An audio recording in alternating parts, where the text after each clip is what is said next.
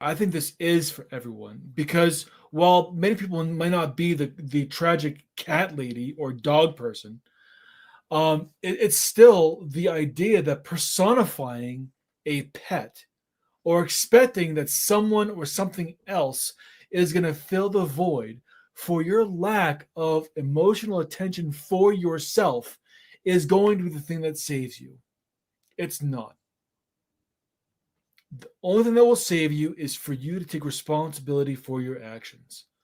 Take responsibility for yourself. You have to do that first. Everything falls in line after that.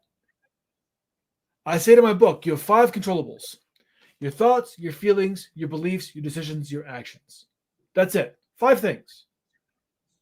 If you can't manage those five things, you lose.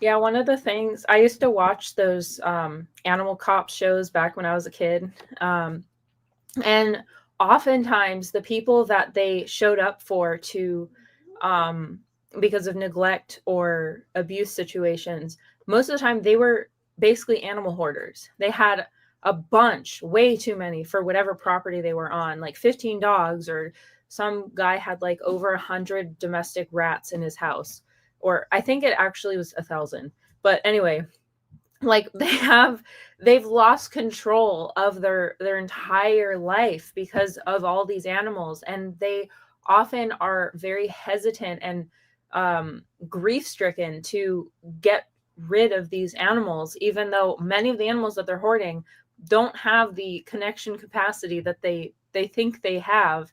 And every time the people that are working with them tell them that it's a distraction. They're collecting these animals because they can have this list in their head that they, oh, we'll have to do these things first, and it becomes an avoidance strategy where you don't have to tackle the other things in your life because, oh, well, the animals matter first, like I do everything for the animals first.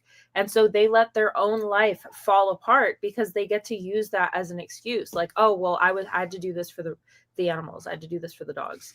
Um and so I think a lot of people, it's almost the same as the organizations that people will join when they're in an emotionally neglected position, where they're basically looking for acceptance, and a pet is going to give you, basically, unless you have a dog that bites and is scared to be touched or whatever, you're mostly going to be getting unconditional love, love.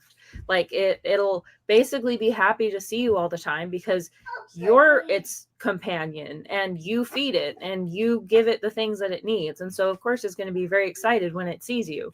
But a lot of people think that that's enough, like, oh, well, I have my dog, or I have my cat, or I have my rabbits, or whatever, and so I don't need to go out because I can just spend time with them. But people don't realize what they're missing out, because when you don't have the opportunity to have conversations or to ask questions about other people in a way that can help you understand people more and yourself more, um, these missed interactions do tremendous damage on our health. There's a reason why people with agoraphobia or other disorders that keep them home all the time, why their mental health declines. They need people around to help them, and to support them.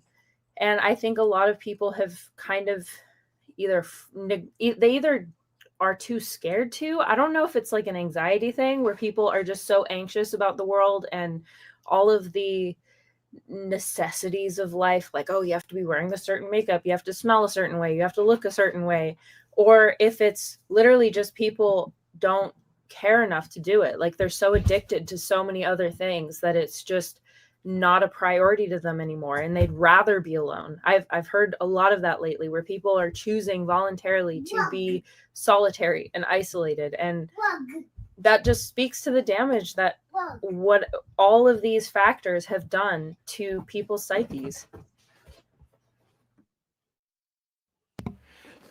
The the problem is, one second.